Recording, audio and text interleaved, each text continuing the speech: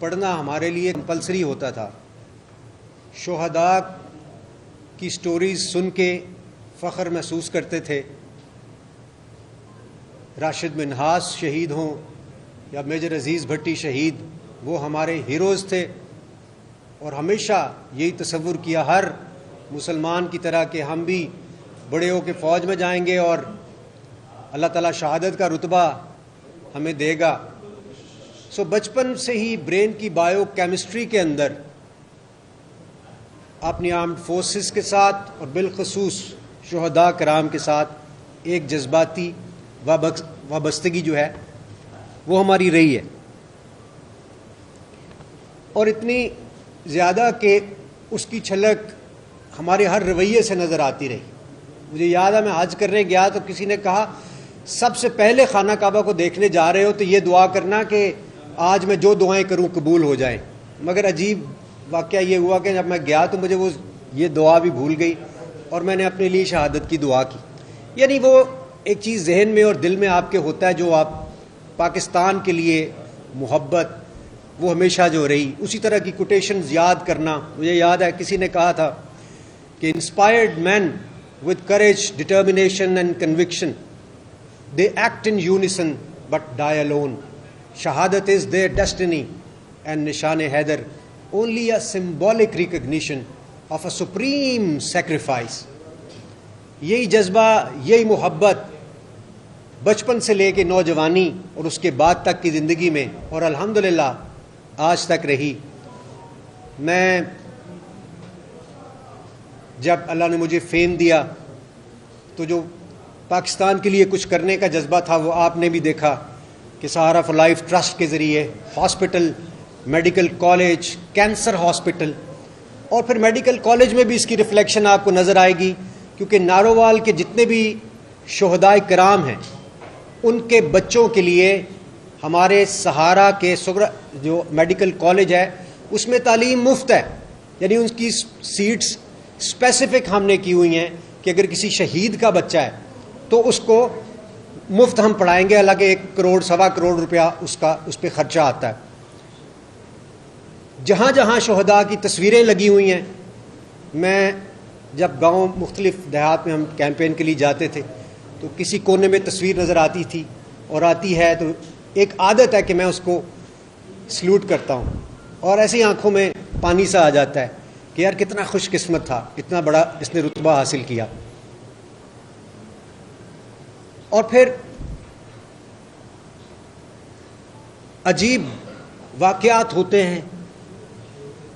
ہر سال ہم سہارا کے میڈیکل کالج میں شہداء کی فیملیز کو بلاتے ہیں، فلیگ ریزنگ سیریمنی ہوتی ہے، ان کی فیملی کو تحفے تحائف دیے جاتے ہیں، ان کو نذرانہ عقیدت پیش کیا جاتا ہے،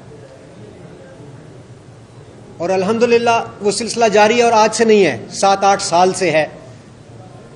کبھی اس بارے میں بات نہیں ہوئی، مگر یہ وہ تھا جو میرا دل، جو ہمارے دل کے اندر ہوتا ہے، ہم اکثر اس کے حوالے سے بات نہیں کرتے۔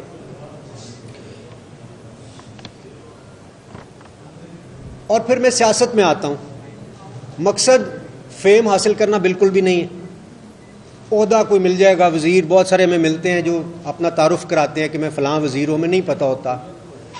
دنیا بھر میں جاتے ہیں، ہمیں نہ فیم کی کوئی لالچ، نہ پیسے کی، الحمدللہ، کیونکہ میں نے جو کمایا، اپنا مال، اپنی جوانی، اپنا وقت سہارا کو دیا۔ آپ سب جانتے ہیں آج وہ اربوں کے منصوبے ہیں، اور میں ان کے سامنے ایک چھوٹے سے بیبی کی حیثیت رکھتا ہوں۔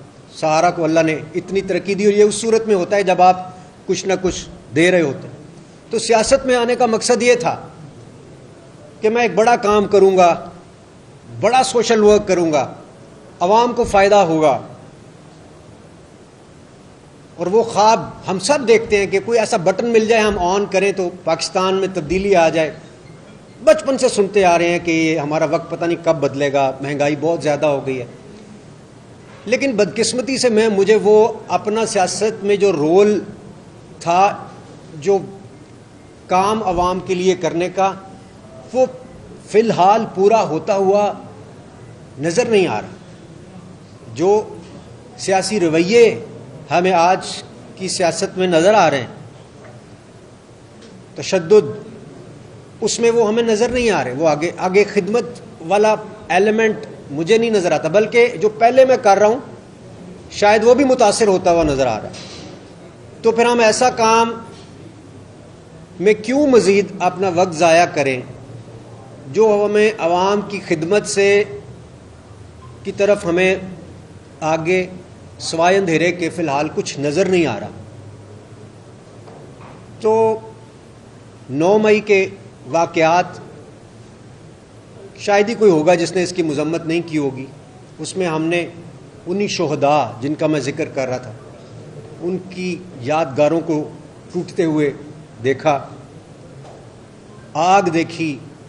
یہ لوگ میرے ساتھ جو یہاں موجود ہیں، یہ شادرہ سے ہیں، میں نے یہ گواہ ہیں سب کہ میں نے وہاں اس وقت موجود تھا. جب میں واپس آیا تو رستے میں بہت سارے لوگوں نے ٹائر شائر جلائے ہوئے، رستہ رکا ہوا تھا. میں نے اس وقت بھی تقریر کر کے نہ صرف کہ مذمت کی بلکہ ان کو تلقین کرنے کی کوشش کی کہ اس طرح کی کوئی حرکت نہ کی جائے. مگر پی ٹی آئی کے جو لوگ وہاں پہنچے اور جو توڑ پھوڑ اس کے نتیجے میں وہاں پہ ہوئی، جو آگ لگی اور جہاں جہاں بھی لگی، وہ شہداء کی یادگاریں ہمارا ترہ امتیاز ہیں. اور اس کی شدید تکلیف مجھے بھی ہے، ہم سب کو ہے، اور مجھے نہیں لگتا کہ ہم کہیں پہنچ رہے ہیں. اس طرح کے رویوں کے ساتھ اگر ہم آگے بڑھتے رہے تو پھر پاکستان آگے نہیں بڑھ سکتا. ان اللہ مع الصابرین، ہمیں ہمارا دین بہت کچھ سکھاتا ہے. میں یہ بھی ڈسکس کرتا رہا اپنے لیڈرز کے ساتھ کہ نبی کریم صلی اللہ علیہ وسلم صلح حدیبیہ بھی کرتے ہوئے ہمیں نظر آتے ہیں. وہ پیغام ہم سب کے لیے ہے کہ کبھی کبھار ہمیں ایسے ایکٹ کرنا چاہیے، معاملہ فہمی کے ساتھ، بصیرت کے ساتھ. سو میں ان شارٹ آگے بڑھتے ہوئے صرف اتنا کہوں گا کہ 9 مئی کے بدقسمت دن کے حوالے سے جو واقعات رونما ہوتے ہیں، اس کے نتیجے میں جو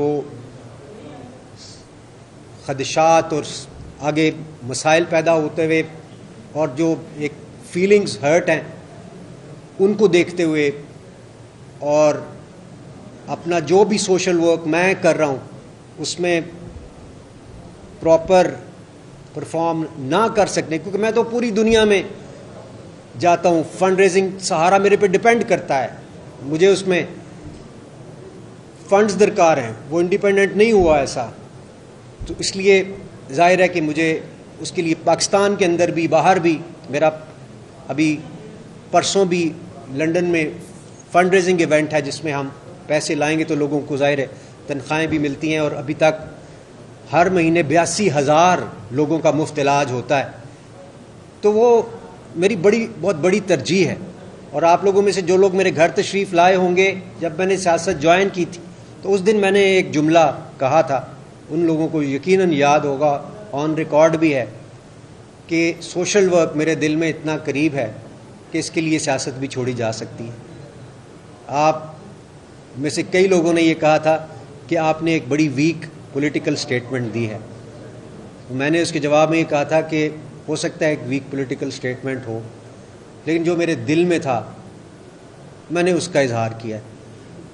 ہمیں پاکستان کے لیے بڑا کچھ کرنا ہے، ہم کر سکتے ہیں. میں سمجھتا ہوں یہ ملک وسائل سے مالا مال ہے.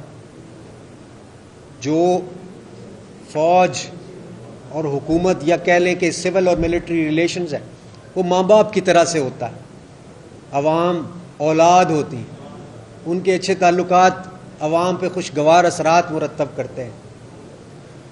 پاکستان رہنے کے لیے بنا ہے اور ہم میں سے ہر بندے کی ترجیح پاکستان ہونا چاہیے. سو ان کلمات کے ساتھ میں آخر میں یہ اعلان کرنا چاہتا ہوں کہ I am parting ways with politics for now, اور پھر اللہ کو جو منظور ہوا کل کسی نے نہیں دیکھا. ساتھ ہی ساتھ میں ابھی 15 منٹ پہلے میں نے کچھ لکھا ہے اور وہ میں آپ لوگوں کے ساتھ ترنم میں اگر شیئر کروں تو میرے جذبات کی شاید کسی حد تک عکاسی ممکن ہو.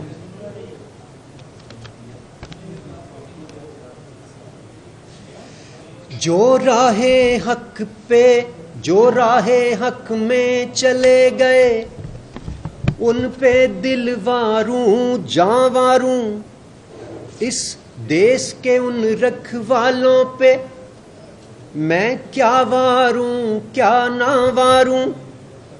ہم مثبت سوچ کے حامل ہیں، ہم کو بس اتنا کہنا ہے،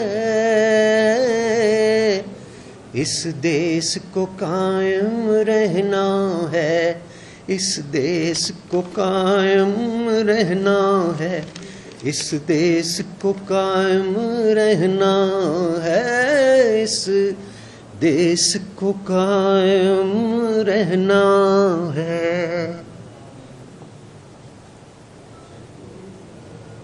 ڈاکٹر صاحب اس موقع پہ آپ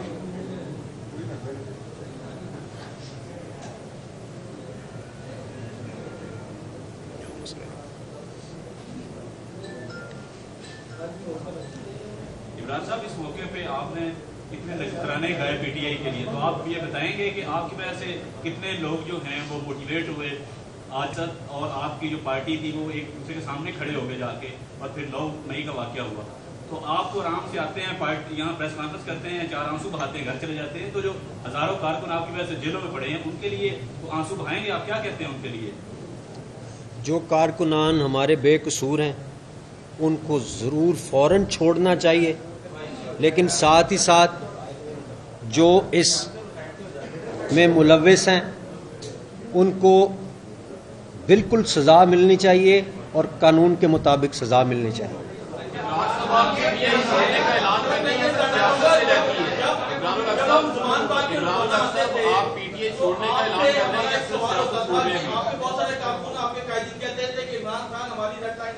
اسے گرفتار نہیں ہونے دیں گے اور آپ ان قائدین میں شامل تھے جو کہتے تھے کہ جی عمران خان ہماری ریڈ لائن ہے. تو وہ آپ کو اندازہ ہوا کہ ریڈ لائن کیا ہوتا ہے؟ خان صاحب ہوتے ہیں، شخصیات ہوتی ہیں یا ملک ہوتے ہیں؟ پی ٹی آئی چھوڑ رہے ہیں، سیاست چھوڑ رہے ہیں، یہ بھی بتا دیجیے. جیسے میں نے کہا I am departing ways with politics for now, اور آگے دیکھیں گے بعد میں کیا ہوتا ہے. ظاہر ہے جب پالیٹکس ہی چھوڑ دی تو پھر پی ٹی آئی اور نو پی ٹی آئی کا تو کوشچن ہی نہیں رہا ہے.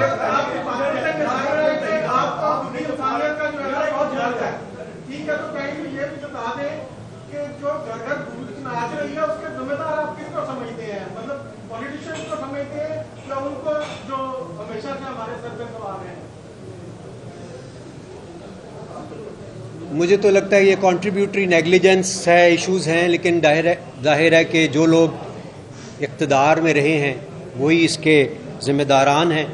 میں اب چونکہ پالیٹکس ہی جب چھوڑ رہا ہوں تو پولیٹیکل سٹیٹمنٹ کیا دینا اور کیا نہ دینا آپ لوگوں کے سب کے سامنے